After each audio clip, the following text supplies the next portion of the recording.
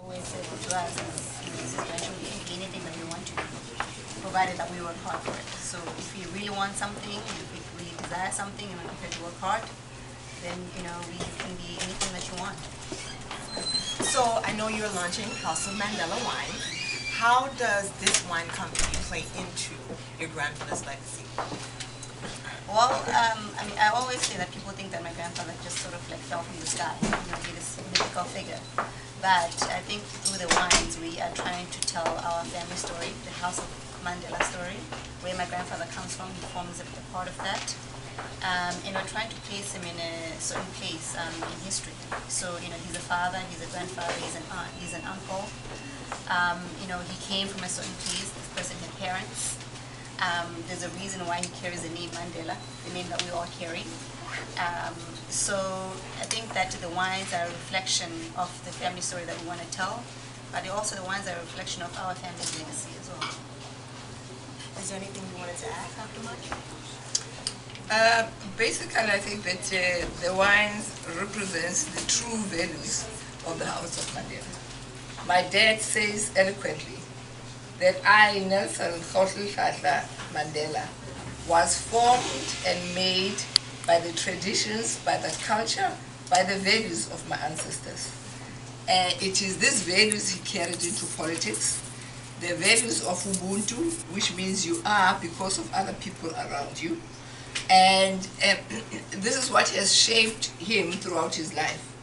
That he was able to sacrifice 27 years of his life to be in prison, came out without any grudge, full of compassion, full of empathy, and a firm believer that it takes courage to forgive.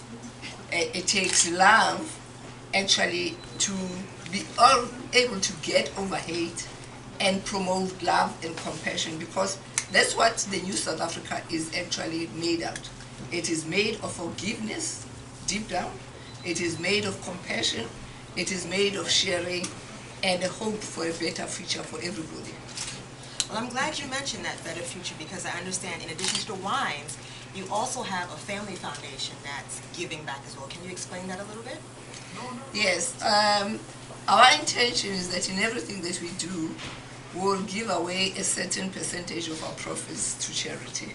And those charity will be in the educational space, in the AIDS space, because my brother died of AIDS, and AIDS is very close to our family.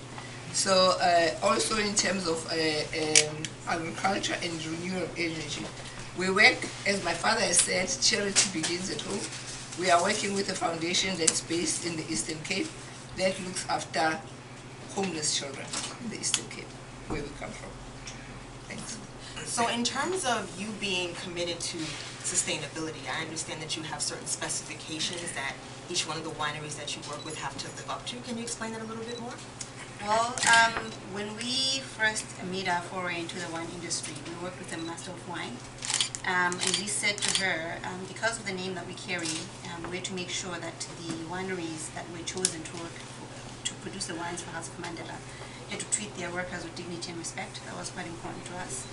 They had to maintain the biodiversity of the winelands for generations to come. And essentially they had to produce really good wines.